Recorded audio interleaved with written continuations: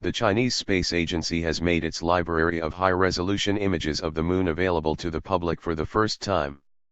Hundreds of images released this week show the incredibly uneventful, yet spectacular, lunar surface in detail and are some of the best pictures of the Moon available.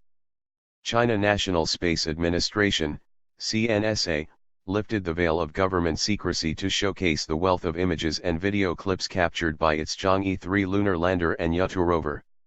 Chang'e touched down on the lunar surface in December 2013, and was the first craft to soft land on Moon in almost 40 years.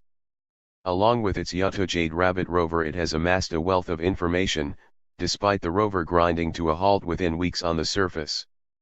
The suite of images show the fine lunar dust, which makes operating on the surface so difficult.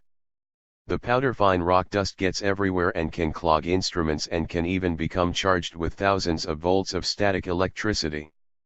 A release of this volume of images and data is uncommon for the agency, unlike its European, US and even Japanese counterparts, which regularly release data.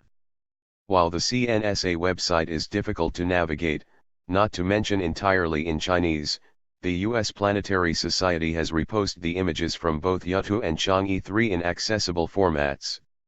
Writing on her blog for the Planetary Society, Emily Lakdawala said, "So far, the data center contains 797 unique observations from TCAM, and 578 for PCAM. For both cameras, both the earliest and the last image data are not yet in the public archive. In particular, the initial PCAM 6-frame mosaic of the lander is not in the database, and the final TCAM images of Earth are also not in the database. So there are more goodies to look forward to. The Jade Rabbit is still hanging in there, despite being unable to move and its solar panel for thermal insulation packing up, leaving it prone to the bitterly cold lunar nights. CNSA is planning a follow-up mission, Chang'e 4, which aims to put a lander on the dark side of the Moon. If successful, the mission could eventually lead to the placement of a radio telescope on the Moon for use by astronomers. The plans were revealed in September by the Chinese Academy of Sciences Moon Exploration Department, which shared the plans with state broadcaster CCTV. A spokesperson for the CA explained that the far side of the Moon has a clean electromagnetic environment, making it an ideal location for sensitive instruments and low-frequency radio for long-distance communications.